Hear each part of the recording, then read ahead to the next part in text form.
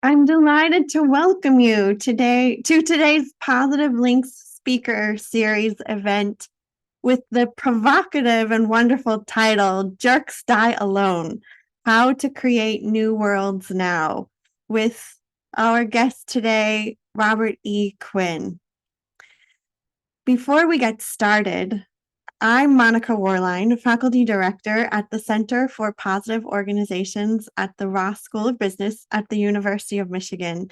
And I'd like to welcome you to sit back, relax, and enjoy today's session, which will be run in webinar format with no Q&A, chat, or other features enabled. So you can enjoy the talk and engage deeply.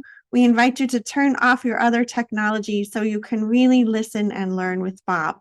We have enabled live transcription services for the event, which you can turn on or off using your Zoom settings. And we are recording this event and will make the video available in the coming days on the website at the Center for Positive Organizations. I'd like to thank our series sponsors this year, the Tauber Institute for Global Operations, the Michigan Ross Sanger Leadership Center, and the Samuel Zell and Robert H. Lurie Institute for Entrepreneurial Studies. We so appreciate their sponsorship support for our series this year. We have organizations that help us get the word out about these Positive Link speaker sessions, and we would welcome your organization to help us with this, so please reach out. Today, we'd like to thank Ann Arbor Spark and the Managerial and Organizational Cognition of the Academy of Management for being our promotional series partners this year. I'm so delighted that we make Positive Links freely available. We work hard to feature scholars who inspire inspiring and practical science-based strategies to help you and your organization thrive. We want to keep the speaker series growing, doing new things, and freely available to everyone. So if you're a friend of these sessions, please consider giving to support the work, and any amount would be joyfully and gratefully received. It's my distinct pleasure to introduce someone who has served in my life as a teacher, mentor, provocateur, guide, and conversation partner, Bob Quinn. He is a beloved teacher to probably many of you who have logged in today, and if not before today, will be after today. Bob Quinn's life mission is to inspire positive change. He's the Margaret Elliott Tracy Collegiate Emeritus Professor of Business Administration and the author of 18 books, including the bestseller Deep Change, which, if it's been a while since you've read it, warrants a fresh read. But today he's going to talk to us about some new work that builds on the work he's been doing on the economics of higher purpose. And Bob, I can't wait to hear more about Jerks Die Alone and building a new world where I don't die alone. So, me and welcome. Thank you so much, Monica. It's such a joy to be with you folks. Let me get these slides up. Okay. All right. So here's what I'd like to cover today. I'd like to spend a little time talking about how we create new worlds now, cover the notion of how to learn from excellence, and why it is that jerks die alone. And I'm really excited to cover some of these things with you. I'd like to begin with a phenomenon that's been discovered at NASA. It's called the overview effect. And what they found is that astronauts will fly out into space, and there's a very simple experience they have of looking back down upon the Earth and seeing something like this picture. And in this picture, there are no political parties. There are no armies fighting wars. there's a world without any boundaries, without any divisions in it. It turns out to be a very powerful personal experience for these folks. And one of the patterns that many of them come back with is an increased desire to pursue global cooperation, environmental stewardship, to do things that cross boundaries. They feel more motivated to that. They feel more capable and believing that it's possible. And so basically, they return to the earth with a greater sense of purpose, and they're out there ready to create new social orders, new movements, try to make a difference in the planet. Now, that's a very unusual experience. Most of us are never going to get in a rocket and fly into space and look down on the moon. But I want to suggest to you that there's an experience that every one of us can have that is the same experience. And that is you and I can clarify what our highest purpose is in this life. And the moment we do, I believe we have the same experience that those astronauts have. And so I want to emphasize in these next few slides this notion of coming to create new worlds now. And I'd like to begin with a very practical case. This is a man who not long ago came to Ann Arbor, Michigan, to one of our executive programs. And after the program, sent me a very interesting email. I'd like to go through it with you and have you think deeply about this man's story. He grew up in poverty. That colored everything in his life experience. He had one single goal in life, and that was to gather wealth. He worked really hard. He did well in school. He got into a top college. He then got a job in a major corporation. He went up the echelons. He, in fact, began to gather the wealth he had always desired, which was very exhilarating. Then, after a period of time, he said he began to hate his work. Now, the word hate was very carefully selected here. He said, if I went to a party and someone began to talk about work, I would leave the room. I couldn't bear to talk about work. It was actually painful to talk about work. So now we have a person in a responsible position, higher levels in a hierarchy, professionally trained, well educated, and he hates his work. It's having a visible impact on him. He comes to the University of Michigan, and we do some very strange things for a week. One of which is a great emphasis on finding your personal purpose, as well as a lot of practices from the science of positive organization scholarship and from positive psychology. And he gets pretty fired up at this week. In fact, he says, I became obsessed with what I learned in that class. That very weekend, he went home. He spent the entire weekend revising, selecting, organizing slides from the week into a presentation. He called an unplanned meeting for Monday morning with all of his people, and he took them through those slides. He said, I hadn't found my purpose yet, so I just stole your purpose and used your purpose for the first few weeks. And actually, that worked. He said, but then constantly worked on it, I found my purpose. He said, my purpose is I create lucky breaks for others.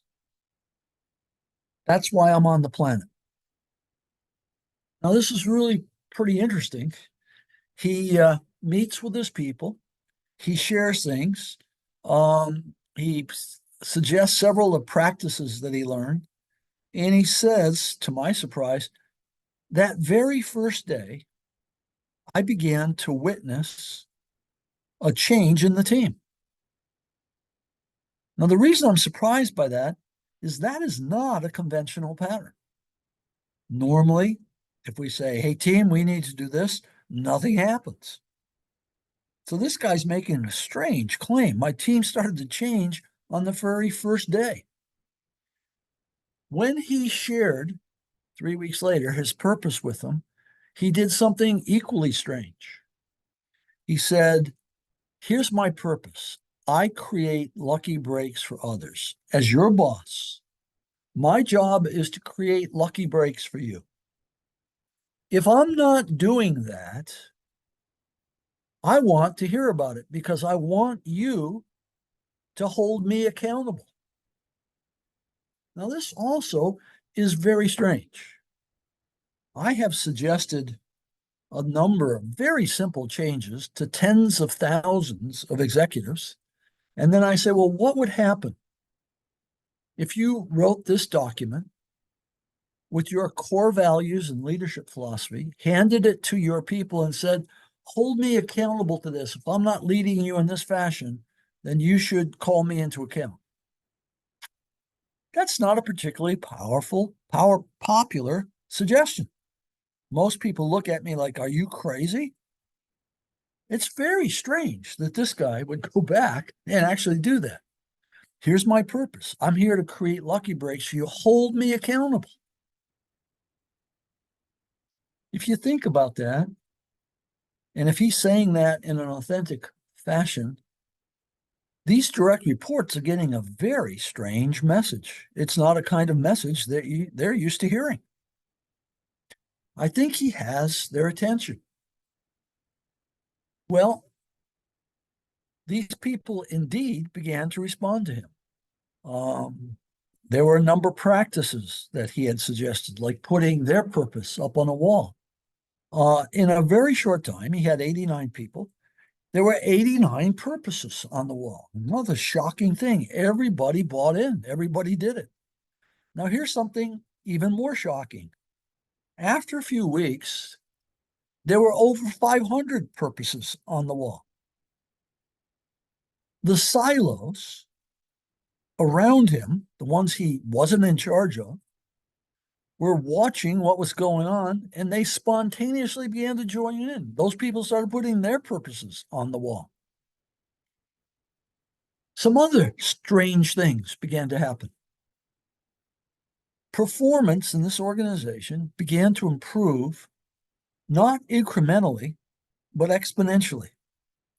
Dramatic improvements in the numbers. That's a very strange claim. The reason he's sending me this email is he said 3 days ago, I had a huge promotion. Now, it was huge. He went from like 90 people to almost 900 people. This is a big promotion. And then he tells what I find to be the most interesting part of the story of all. He says, my boss introduced me to these new people. And he said, I think you're going to like your new boss.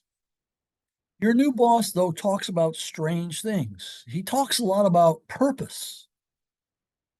Now, I don't understand what he's talking about, but I know it works. So I want you to listen to him. That was the introduction. I'd like you to stay with me for a moment and ponder that introduction because I think it is profoundly important. You're the very big boss. You look down and you see one guy suddenly showing not small incremental improvements in performance, dramatic, exponential improvements in performance. You're seeing incredible excellence coming out of this realm. When you talk to him, he talks about purpose, but it doesn't make any sense to you. But you can see it produces results, so you promote him. Now, I would hope as listeners that there's a big question mark in your mind. If this is producing exponential improvement, wouldn't I want to know Wouldn't I want to understand what's really happening here? Wouldn't I be obsessed with sitting down with this guy and questioning him until I did understand? Now, the answer you may think is supposed to be yes, but the answer is no, because this big boss is a normal human being. Normal human beings do not learn from excellence. They don't pay attention to excellence. Normal human beings, like you and like me, are trained to be problem solvers. I just spent the morning with a group of executives. Everything was about problem solving. That's the very purpose of life. That's what a manager does all day long, solve problems. It dominates all of administrative rhetoric and life. And what are we doing when we're solving problems? We're trying to return the system to equilibrium. Something has happened to disturb things. Now I have to solve problems. Now, this is good because this legitimates my existence. The fact that I'm an expert and I can solve problems, that's what makes me valuable around here. Now, this is no small thing. All the people that you know in the professional world are predisposed to this very pattern. They do not pay attention to excellence. Let me give you a second example. I did a study of great teachers, and one teacher said, I've been teaching like this for 30 years. Only in the last few years have I had attention because they're now measuring this and people have recognized me. But I retire next month.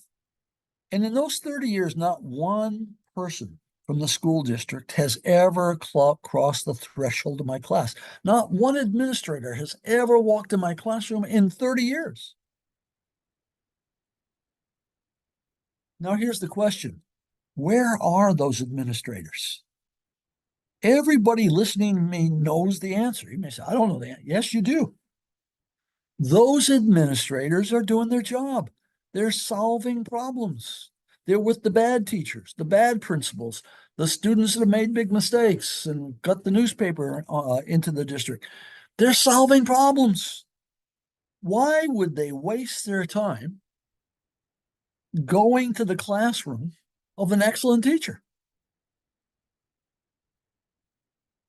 Now, my point is, we are predisposed to not see excellence. If we do see it, we nod our heads, we approve it, but we're not driven to pay attention to it, to learn from it, because we're solving problems. We're living in the conventional mindset. And I think this is a very big deal. I have this guy who creates lucky breaks. He's driving numbers up. I'm over here solving problems with the guys who can't get their numbers up and the gals who are failing. So what is it that I'm learning every single day? I'm learning about failure, how to correct failure. I'm really good at correcting failure. I was with another group this week. They immediately began to move towards, they said, okay, here's why we're here. And they began to talk about the means to solve the problem between two organizations that might become partners. In the middle of the meeting, I finally said, what outcome from this possible partnership would cause you to say, that was absolutely excellent. It exceeded all of our possible expectations. Tell me what that is. They struggled to answer that question. They couldn't imagine excellence. But once they did answer that question, it changed the entire conversation. All the assumptions changed. There's a big difference between solving problems and learning from excellence.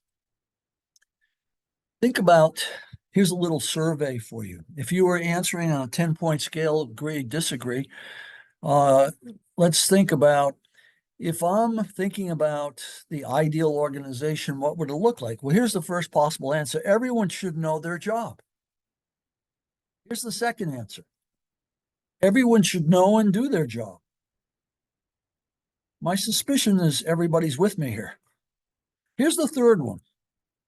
Everyone should know, do, and love their job. I suspect I might get some fall off here. Well, I'm a boss. My job is to make sure they know their job and do their job. I don't care if they love their job. And besides, I don't know how to control them so that they love their job. That's beyond me. But what happens when you visit an organization where the people know their job, do their job, and love their job? I was recently in a restaurant in Bogota, Colombia. Everybody in that restaurant knew their job, were doing their job, and they loved their job. And halfway through the meal, I said to the person, I'd love to come back here again. They said, sorry, you can't. We're booked 3 months out every minute, and they only take bookings for 3 months. That is, this organization has a problem. They have endless customers lined up to come in. On that same street, there's all kinds of restaurants. And most of those owners are going to bed at night saying, man, am I going to survive another year? How many of those owners are spending time at this restaurant observing excellence? Well, the fourth level is everyone knows their job, they're doing the job, they love the job, and they're transforming their job.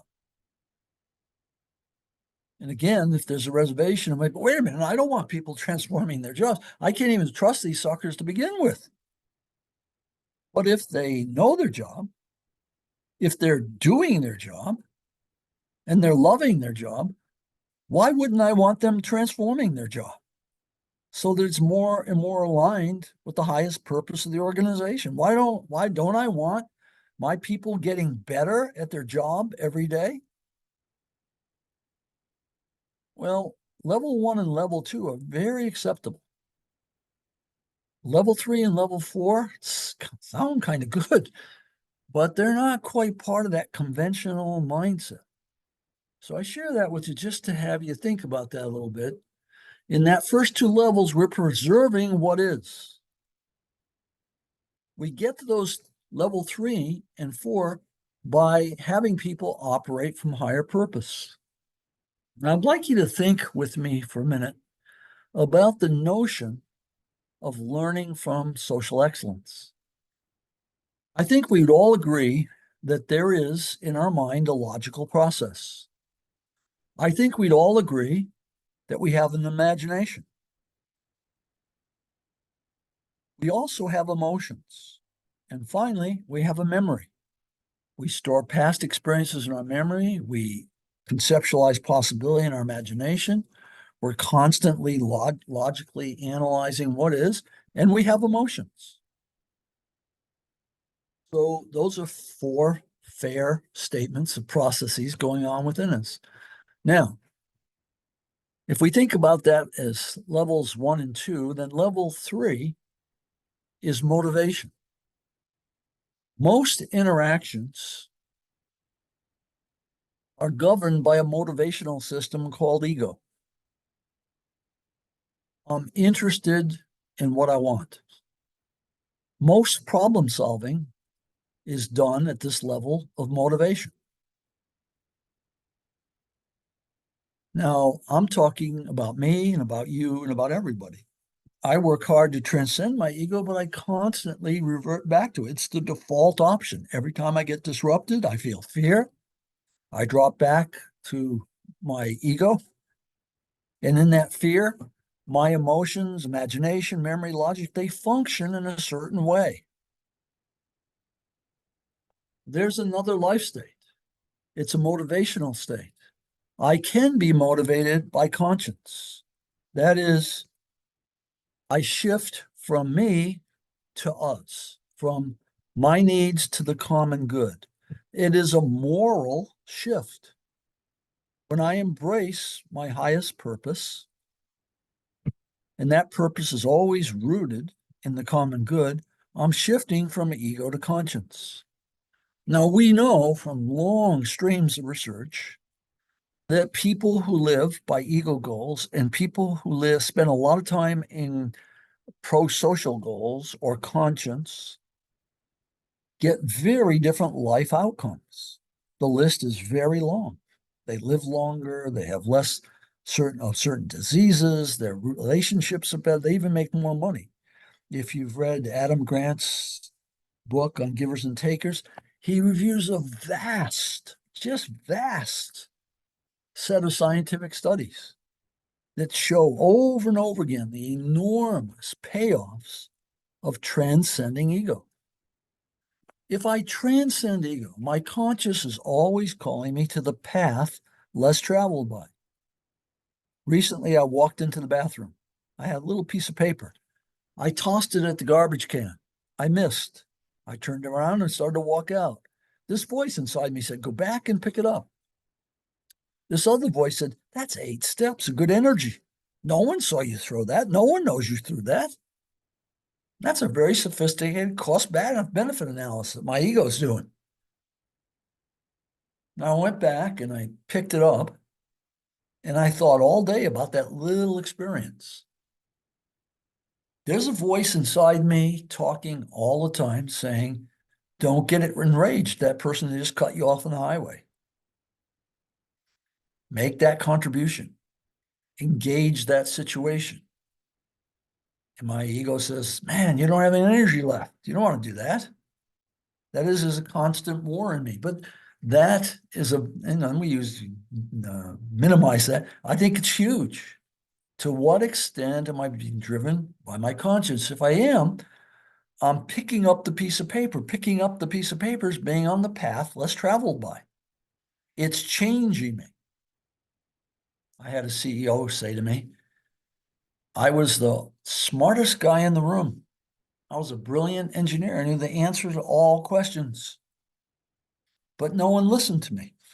I knew why they didn't listen to me, because I didn't know anything about money. So I decided I'd go back and get an MBA. I told my wife, hey, it's time to go to school. You have to give up this beautiful house and live in student housing for 2 years. Well, we went and did that. I got a job with a big company. So one week I bought her a beautiful new house. She was a happy camper. On Friday, I met with my assigned mentor. My assigned mentor said, look, I'm going to give you straight out here. If you want to survive in this company, there's 2 things you have to do. You keep your head down and you keep your mouth shut. Now, he went home on Friday night and said, sweetheart, how would you feel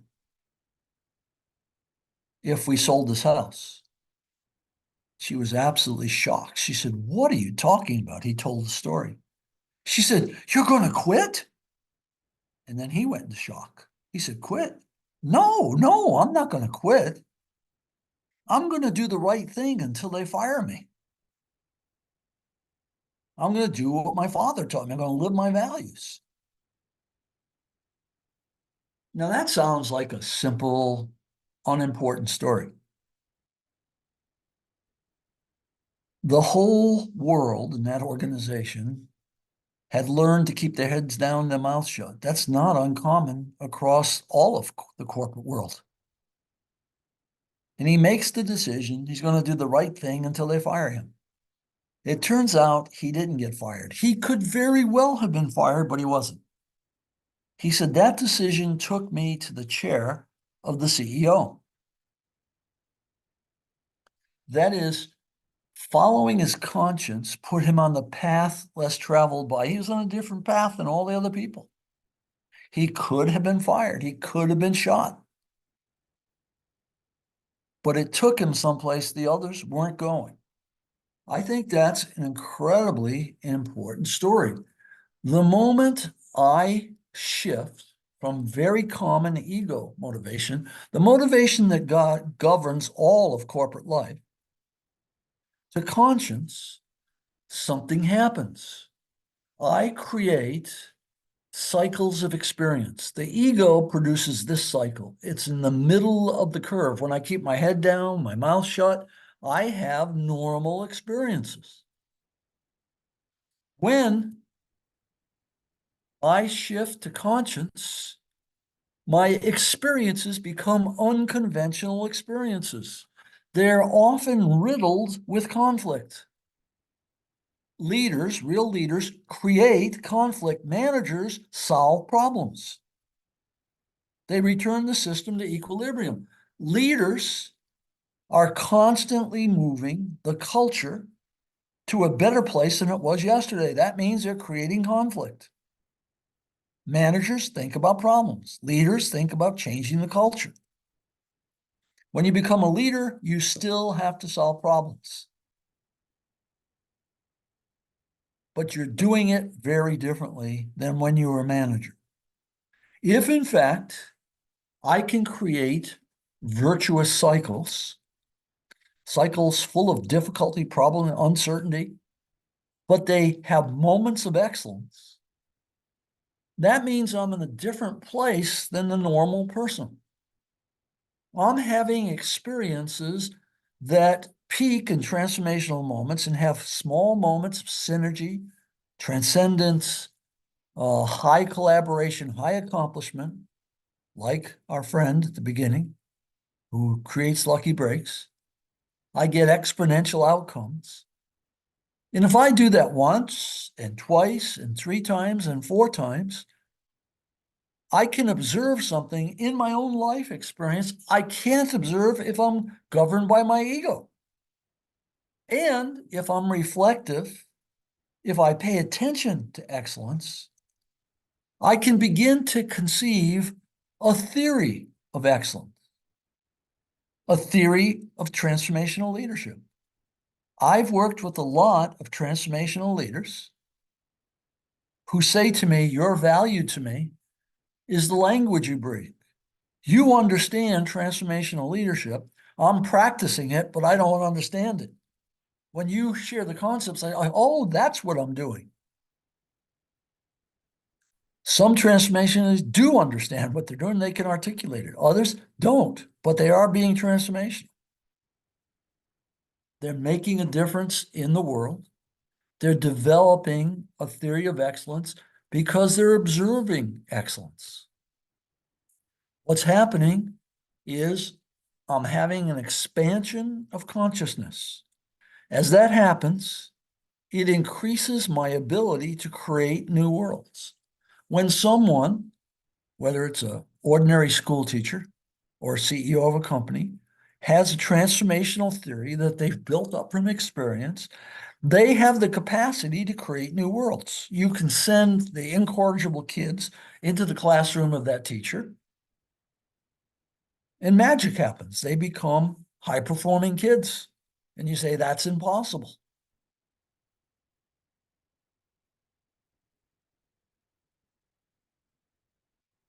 All right.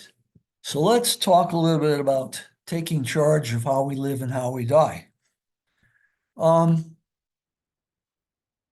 Let's think about everyday conventional theory. I'm a boss. I have a subordinate. Subordinate's not living up to my expectation. Well, what do I do? Well, we haven't answered that. We have performance evaluations. In the next performance evaluation, I'm going to tell them, look, you're doing X. We need you to do Y. We're measuring that. We're going to be checking your performance. Pretty good management. I could do something even more. I could say, yeah, and I understand it's based on behavior. Let's talk about your behaviors and how you could change them. That would be a little more supportive. I could make a big jump. I could say, the way these people behave is exactly what this culture and climate is requiring them to do. If I really want them to change, I'm going to work on the culture and the climate. Much more of a leadership orientation than a management orientation. I could, however, move to a still different level. I could get to one of the most powerful notions of leadership. If I want other people to change their behavior, I have to start by changing my behavior. So what I need to do here is exercise my willpower and get myself into a higher pattern of behavior. Now, if you have any good alumnus of Alcoholics Anonymous, they'll tell you, good luck with that. Willpower is not the answer. Well, what is the answer? I could change my purpose. The moment I embrace a higher purpose, my behavior instantaneously changes. I once had a world-class sports psychologist, a guy named Jim Lord, pose a puzzle to me that I couldn't solve. I was lost. He said, here's the puzzle. Here's a woman. She smokes heavily. You want to help her. So you explain very carefully that tobacco and cancer are linked. If she doesn't stop, she's going to kill herself. She hears that and she keeps smoking. So you go out and you buy her a patch, you put it on her arm, and she's still smoking.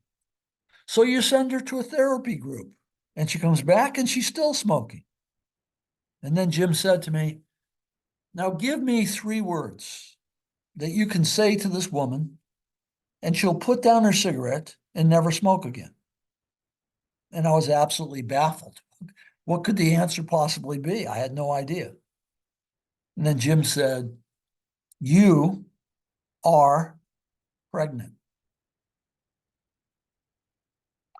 And she takes the cigarette, she puts it down, she doesn't smoke again. What's happened? For the first time, she's transcended ego. She has a purpose bigger than ego. There's a life form inside her. It's worth sacrificing for. She cares about the future all of a sudden. A purpose she can invest in. The instant that we invest in a higher purpose, we expand in capacity. We're able to do things we couldn't do the instant before. Now, it's a very important claim. It's unbelievable to most people. It's not consistent with their cycles of experience, what they know to be true about the transactional, self-interested world. Well, I'd like you to think about the notion of a life purpose. What does a purpose statement look like? Number 1, it's incredibly simple. Number 2, it's very clear. And it's inspiring. The moment I say the words in my purpose statement, it changes me. It breathes life into me. It lifts me out of depression, out of discouragement, out of lifelessness. It has a magical impact on me because it's an expression of the depths of my soul. It therefore has a transforming effect. It's shifting me from the secular level to the moral level. It's making me into a more moral person. I'm exceeding ego and embracing the common good in some form or fashion.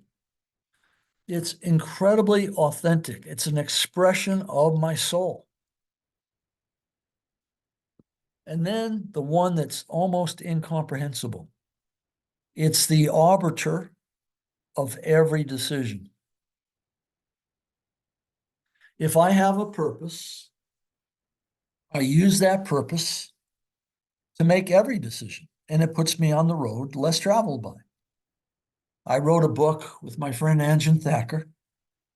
He got very excited over several years about purpose. We did a number of things. We wrote some articles. We wrote the book. And in the middle of that journey, he called me one day. He said, I had an interesting experience. In the evening, just before I left the office, I got an invitation to go to China to consult with a very senior policy group on an issue of worldwide importance. They were willing to pay me a huge fee. What an exciting thing. I thought, well, I'll answer first thing in the morning. I went home, I went to bed. I got up in the morning and said, let's see, what's my purpose? Because he had since come to a purpose statement.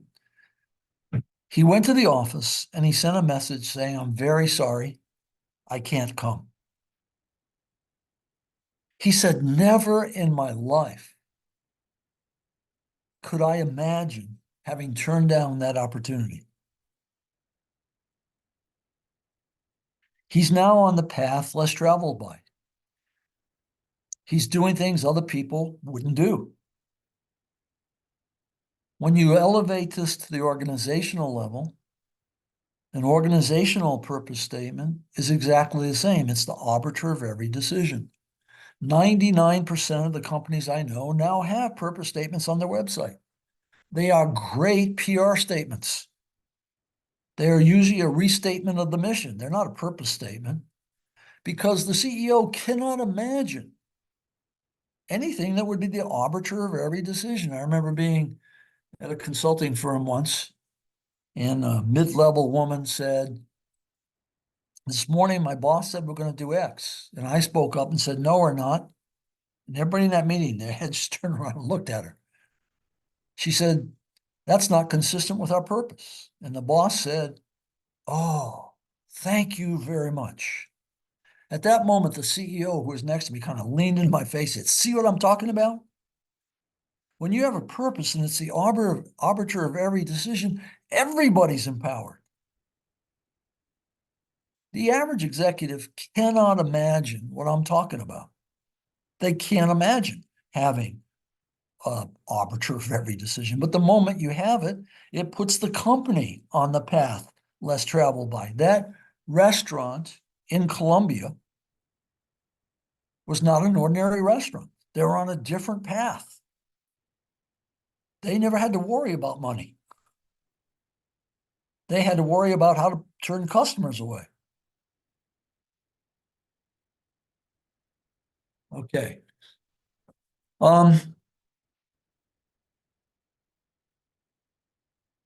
I think that you can begin with yourself. I think you can begin to ask yourself, what are my deepest values? What are my greatest strengths? What is my greatest possible contribution? If I pursued that contribution, what would happen? You can start by just writing some words. Instead of being paralyzed, say, my greatest purpose, my highest purpose is, and just write some words. And then every day, take 2 minutes and require yourself to change at least one word. And then write them again and again and again. And after the 7th or the 27th or the 31st day, you're going to jump out of your chair, run to whoever's closest and say, read this. And you're going to be on fire because you've clarified the statement. Now, there's lots of other things you can do. But if it seems hard, I'd like you to remember 2 alternatives.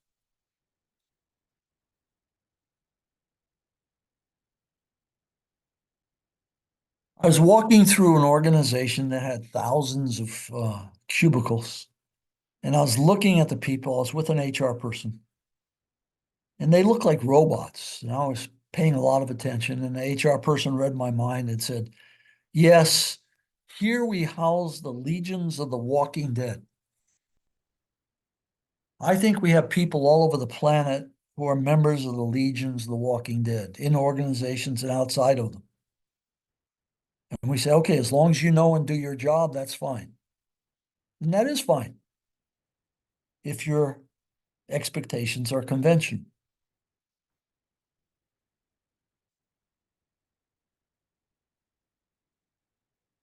This is a man worth meeting. Khabib was in a class of mine.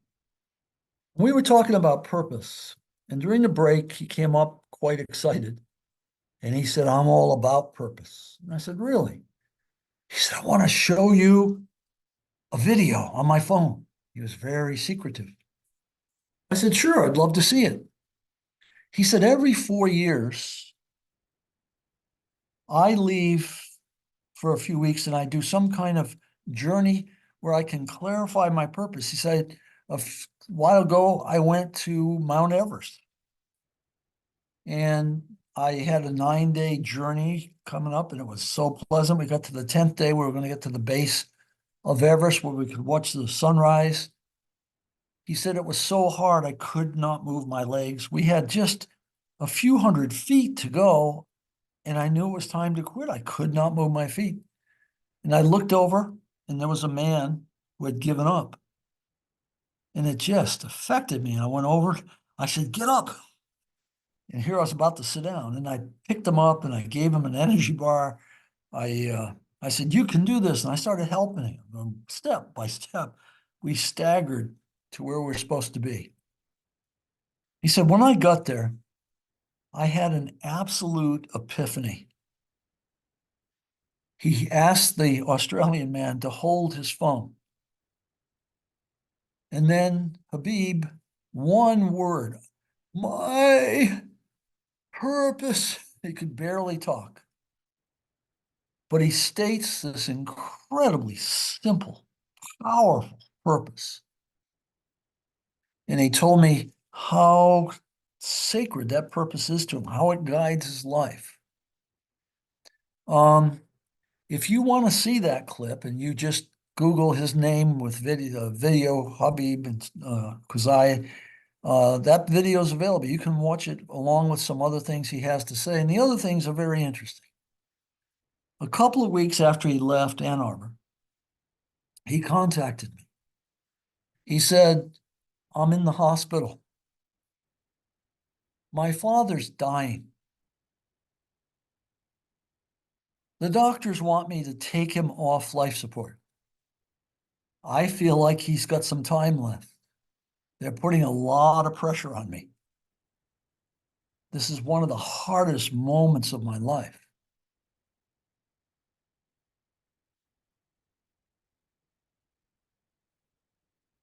He went into a considerable battle with the hospital, and it was a very tough time. But one day in the parking lot, he decided to do a strange thing. He typed up a one-page history of his father's life.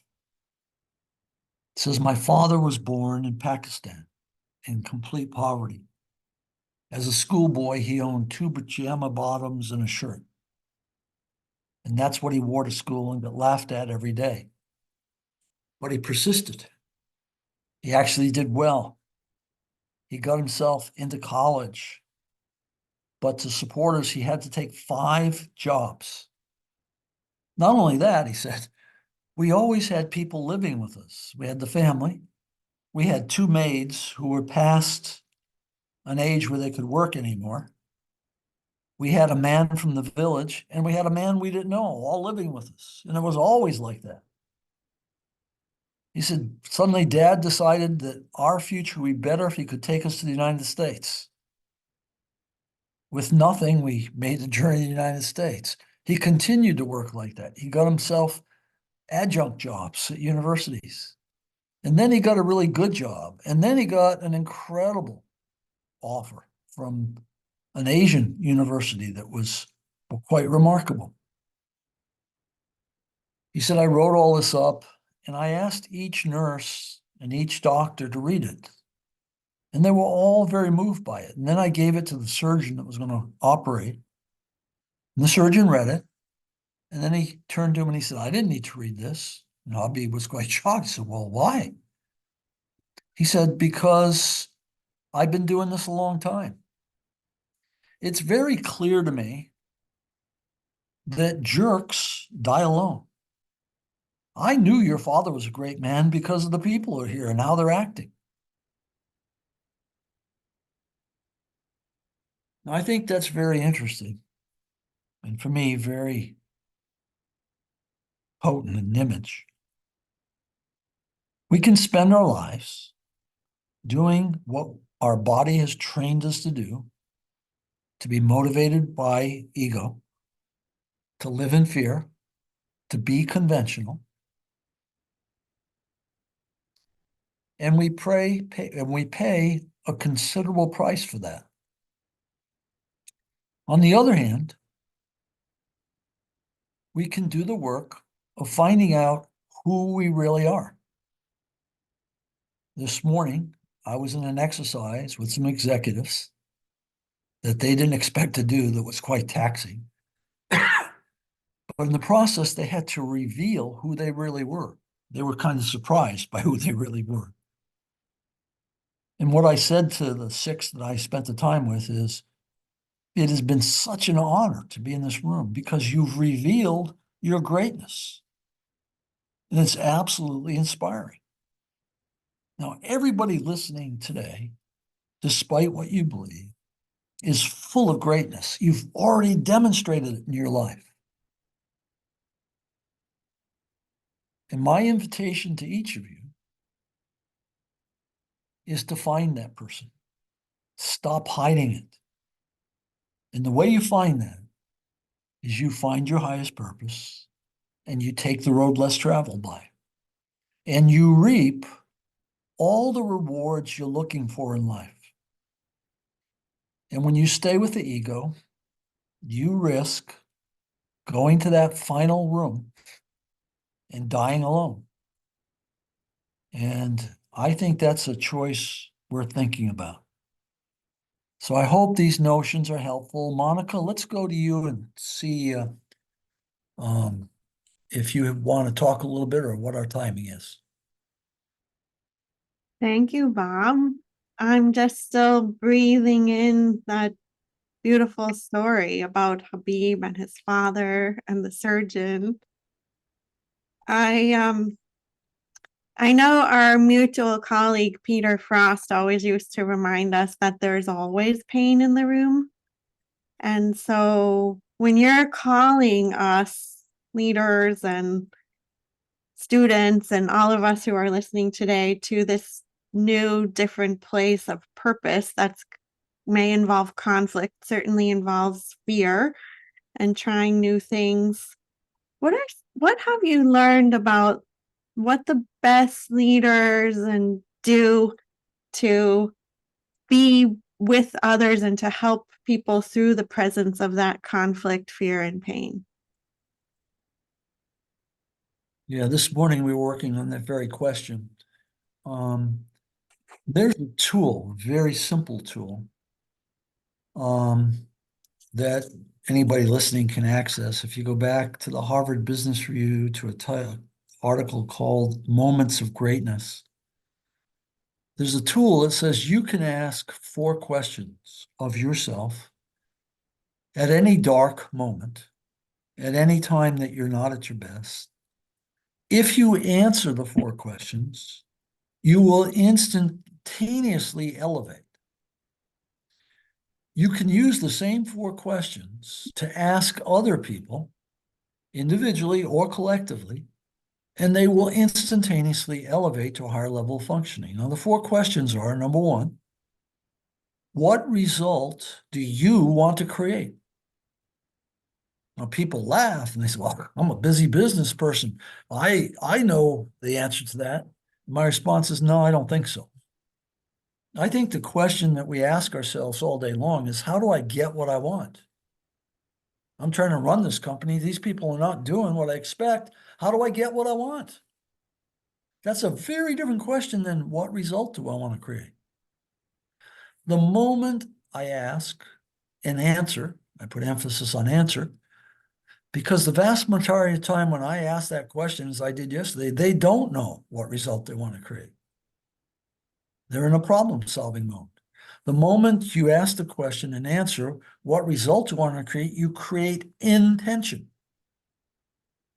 And the only way to resolve the tension is to step forward into uncertainty, learning in real time, creating a new world. The second question is, am I internally directed? Most of us are deeply fearful of what other people are going to say, think, or react to that we do. Now, even the toughest guys, that's not me, are the ones who are the most that way.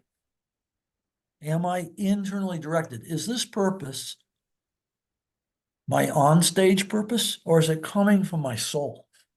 Is this who I really am? Because if it's coming from my soul, my cost-benefit analysis changes. I'm not afraid anymore, because this is more important than any punishment you can put upon me. The third question is, am I other-focused? Do I understand the deepest needs and interests of the other person, the ones that aren't performing, for example? Am I in my ego, or am I outside my ego? Do I understand their needs? It's only then that I can come to a win-win solution. And most of those are written off win-wins. I remember Steve Covey's story. He said, I was talking about win-win, and the CEO said, Stephen, every time I try win-win, I lose. And Covey responded saying, what that means is you never tried win-win. And you have to think about that. The fourth question is, am I externally open? Mm. Am I able to listen to Monica, who might be my subordinate in this organization? Am I able to make it safe for Monica to tell the truth? Mhm. What result do I want to create? That is, am I truly intentional? Am I internally directed? Do I have integrity? Am I operating from conscience rather than ego? Am I other focused? Do I have empathy? Am I externally open? Do I have humility? We Mhm. don't get a lot of books in management about humility. Right. Heaven forbid. Far outside the conventional mindset. When I answer those four questions, I'm transformed. I'm a deviant from the norm. I'm moving away from the norm in an honorable direction. I'm a positive deviant. That means I'm a leader. We know from research, what is it that great leaders do? They have idealized influence. They're selfless. Mhm. They have individualized consideration. They understand the needs and interests of the people at a deep level. They have inspirational motivation. They're constantly linking the people to a purpose and to potential that the people don't believe they have. But they begin to believe in it because of this person, and then they begin to realize it. And then they're amazed. And the fourth one, intellectual stimulation, poor label, I think. I'm constantly challenging you to Yeah. think for yourself. I stop answering the questions for you. I get out of the expert role. Yes. Unthinkable. Scientifically, those four factors work in every culture of the world. There are just a few people who get there, Yeah. but those are the operational elements, and the people around them begin to flourish. In the meantime, the managers of the world are trapped in a terrible trap. The answer to every problem is you have to be smarter than everyone else, and you're not. Right. So, in the last minute that we have together, as you're thinking of calling us to be intentional and purposeful in how we live and even thinking of how we die, is there something that surprised you or moved you or a closing word you want to offer us about this journey? In the last 3 days, I have gone from group to group to group, all intense groups. It's been so intense, I haven't been able to think about the experience as I go to the next one. Yet, as I reflect for just a minute right now, I think about all these people I've been with in the last 3 days, and what I see is greatness. Incredible, just, people, they want to do good. Yeah. They're also afraid. We're all afraid. And we don't have to be. The fear is never going to go away, by the way. But purpose will take us where we need to go. And that's not a superstition. I'm talking from science. Yeah. This is something we now know. And so I'd Thank you. encourage everybody to think about that. Yeah. Well, thank you for summoning us to the important things to think about and to stepping into our courage. We're so grateful for your being with us, Bob. Thank you. Thank you, everyone, for listening today. Best wishes to all.